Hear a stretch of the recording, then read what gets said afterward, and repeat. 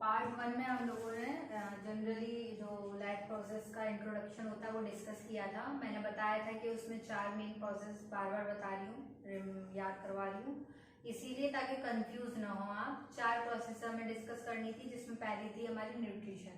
तो उसमें पार्ट 1 में हमने किया था न्यूट्रिशन, ठीक है, जनरल इंट्रोडक्शन डिस्कस किया था और मोड ऑफ न्यूट्रिशन डिस्कस किया था। क्या था, अब हम लोग को फर्स्टली उसमें देखना है कि ऑटोट्रॉफ क्या है, ठीक है। तो the definition is the organism autotrophic mode of nutrition और can make their own food are called autotrophic organism. वो ऑर्गेनिज्म जो कि अपना फूड खुद बनाते हैं, ठीक है, जैसे कि ग्रीन प्लांट्स और कुछ बैक्टीरियाज, ठीक है। तो एग्जाम्पल्स है ग्रीन प्लांट्स, सम बैक्टीरियाज जो कि अपना खाना खुद बना लेते हैं, ठीक है। तो वो हो गए हमारे ऑटोट्रॉफिक, इसको हम डिस्कस कर चुके थे, ठीक है। अब इसके अंदर आता है फोटोसिंथेसिस, जो प्रोसेस होती है खाना बनाने की, फूड मेकिंग प्रोसेस प्लांट्स की, उसको हम बोलते हैं फोटोसिंथेसिस।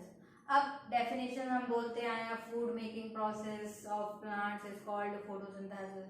ऐसा नहीं है, 10th स्टैंडर्ड के अकॉर्डिंग तुम लोग को डेफिनेशन लिखनी पड़ेगी, तो अपने आप भी डेफिनेशन बना सकते हो। मैंने लिखी यहाँ पे, the process in which green plants convert simple inorganic chemicals like H2CO2 into complex organic food like C6H12O6 in process of sunlight and chlorophyll। वो प्रोसेस जिसमें कि सिंपली इनऑर्गेनिक केमिकल्स की हेल्प से ग्रीन प्लांट्स क्या बनाते हैं, organic food बनाते हैं, ठीक है। अब ये तो हमें पता है, अब इसकी एक इक्वेशन देख लेते हैं कि इक्वेशन को हम किस तरीके से लिख सकते हैं। अगर हम इक्वेशन को देख लें तो इजीली हम उसको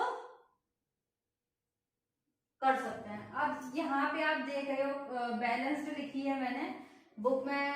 जनरली क्या होता है, बच्चे पढ़ते हैं कि यहाँ पे बैलेंस नहीं होती है, तो उसमें बैलेंस भी की करके दी हुई होती है। जनरली हम क्या लिख सकते हैं, यहाँ पे 6 हटा दें, यहाँ पे इस तरीके से भी लिख सकते हैं, कोई जरूरत नहीं थी, लेकिन ये बैलेंस्ड नहीं होती, यहाँ पे भी 6 हटा दो। इसको बैलेंस फॉर्म में लिखना है, क्योंकि अब 6th स्टैंडर्ड में मतलब पढ़ते आ रहे हैं कि हाँ हम 6th स्टैंडर्ड में लिख देते थे कि इस तरीके से है, ये बैलेंस है, ये जरूरत नहीं पड़ती थी। अगर अनबैलेंस्ड भी लिख कर आ गए तो टीचर हमें समझा देते कि भाई देखो ये बैलेंस नहीं है, लेकिन आगे से मार्क्स कट कर सकती हो। लेकिन अब तुम लोगों को क्या करना है, बैलेंस लिखनी है, इस तरीके से बैलेंस करके लिखी हुई है मैंने, ठीक है। तो देखो क्या है, CO2 और H2O, ठीक है, ये कंबाइन होके किसकी प्रेजेंस में, सनलाइट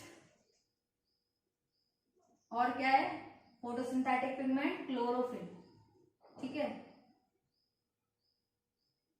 क्लोरोफिल, उसकी प्रेजेंस में क्या बनाते हैं, ऑर्गेनिक कंपाउंड। ये इनऑर्गेनिक कंपाउंड है, इनऑर्गेनिक कंपाउंड की हेल्प से प्लांट्स क्या बना रहे हैं, ऑर्गेनिक कंपाउंड, जिसको बोलते हैं ग्लूकोज भी बोलते हैं, यहाँ पे कार्बोहाइड्रेट हो गया, ठीक है। और साथ में क्या बन रहा है अभी, ऑक्सीजन, ठीक है, वाटर मॉलिक्यूल और प्लस एनर्जी, ठीक है।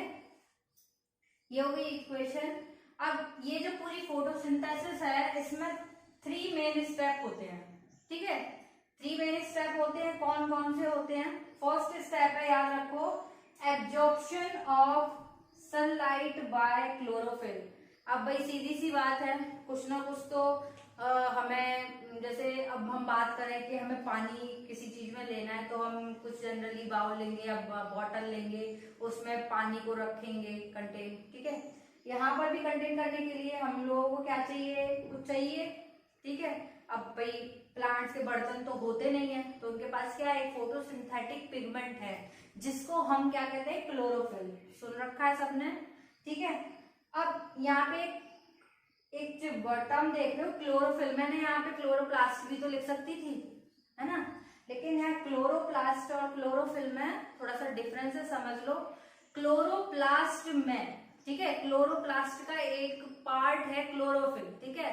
अब हम लोगों ने 9th में चैप्टर है फंडामेंटल यूनिट ऑफ लाइफ, ठीक है, तो उसमें सेल के बारे में पढ़ा है, सेल ऑर्गेनल्स के बारे में पढ़ा है। तो वहां पे हमने पढ़ा है कि जैसे माइटोकॉन्ड्रिया होता है, न्यूक्लियस होता है, उसी तरीके से क्लोरोप्लास्ट भी होता है, ठीक है। अब उसके अंदर उसका एक पार्ट है क्लोरोफिल, ठीक है, जिसमें के सनलाइट को कैच करने की कैपेबिलिटी होती है। ये केवल इसी के पास होती है। जैसे कि कोई मिल गया हमें जो जादू था, उसके पास कैपेबिलिटी थी कि उसे धूप चाहिए भाई एनर्जी के लिए, तो उसके पास ऐसी एनर्जी थी। काश हमारे पास भी होती कि भाई हम लोग ऐसे धूप में खड़े हो जाते और अपना खाना खुद बनाते, फालतू की इतनी मेहनत करने की क्या जरूरत थी किचन में दाल चावल और ये सब भिंडी की सब्जी वगैरह बनाने की, हमें क्या जरूरत हो रही थी। हम सीधे धूप को कैप्चर करते और अपनी फूड को खुद बना सकते थे, लेकिन ऐसा हम लोगों में नहीं है। We are heterotrophs, okay.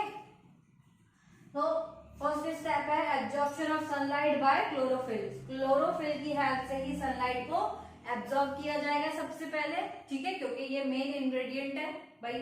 फिर क्या है second, conversion of light energy into chemical energy. यहाँ पे मैंने शॉर्ट में लिख दिया है, समझ जाना। Conversion of light energy into chemical energy और हाइड्रोलाइसिस ऑफ वाटर। हाइड्रोलाइसिस जहां आ गया, हाइड्रो वर्ड जहां पे आ जाता है, याद रखो कि वाटर से रिलेटेड बात हो रही है। लाइसिस मीन्स ब्रेक डाउन, ठीक है। तो यहाँ क्या होगा, पहले तो कन्वर्जन होगा किसका, लाइट एनर्जी का, किसमें, केमिकल एनर्जी में, ठीक है। अब यहाँ पे हाइड्रोलाइसिस ऑफ वाटर, वाटर का ब्रेक डाउन होगा जो कि क्या बनाएगा, हाइड्रोजन और ऑक्सीजन। अब यहाँ पे कह रहे हो भाई लाइट एनर्जी का केमिकल एनर्जी में कैसे कन्वर्जन हो रहा है। यहाँ पे हम लोगों ने सनलाइट ली, ठीक है, सनलाइट की हेल्प से क्या बना दिया भाई, हमने सीधे क्या बनाया, C6H12O6, ठीक है। ये क्या है, केमिकल है ना। सनलाइट किसमें कन्वर्ट हो गई भाई, ऑर्गेनिक कंपाउंड में कन्वर्ट हो गई, केमिकल्स में कन्वर्ट हो गई। इसीलिए हम बोल रहे हैं sunlight light energy into chemical energy, conversion of light energy into chemical energy. Is it clear? Then after that third step is reduction of CO2. अब भाई यहाँ पर जो थर्ड स्टेप है, हम इसको और तरीके से बोल सकते हैं fixation of CO2, reduction of CO2, ठीक है। क्यों, क्योंकि यहाँ पर क्या हो रहा है, CO2 का रिडक्शन हो रहा है। कैसे भाई, यहाँ पे C आए ना, ठीक है, यहाँ पे क्या हो गया, C6H12O6, यहाँ पे कितना था, यहाँ पे CO2 था। CO2 यहाँ पर क्या कन्वर्ट करके बना रही है, यहाँ पे बना रही है ग्लूकोज, कार्बोहाइड्रेट बना रही है, ठीक है। इसीलिए बोल रहे हैं यहाँ पे रिडक्शन हो रहा है किसका, CO2 का। इज इट क्लियर, यही थे इसमें स्टेप। अब बात करेंगे भाई यहाँ पे रिक्वायरमेंट्स क्या क्या हैं। तो जो फोटोसिंथेसिस है उसके लिए जो CO2 आई वो कहाँ से आई, एटमॉस्फेरिक एयर से आई, ठीक है। एनवायरमेंट में जो एयर प्रेजेंट है वहां से इसको मिली CO2, ठीक है। और यहाँ पे सॉइल से इसने क्या किया, यहाँ से रूट्स ने क्या एब्जॉर्ब किया, H2O, ठीक है, सॉइल से with the help of diffusion, ठीक है। पता है कि डिफ्यूजन से हम लोग जो हमारे जो प्लांट्स हैं, हम लोग सॉरी जो प्लांट्स है वो एब्जॉर्ब करते हैं वाटर को। यहाँ से वाटर मॉलिक्यूल्स मिल गए, यहाँ से CO2 मिल गई, सन से सनलाइट मिल गई। अभी हम उसको फैक्टर्स जो है इसके रिक्वायरमेंट्स जो है उसको फर्दरली अभी नेक्स्ट पार्ट में उसको डिस्कस करेंगे, ठीक है। तो यहाँ पर इतना ही सब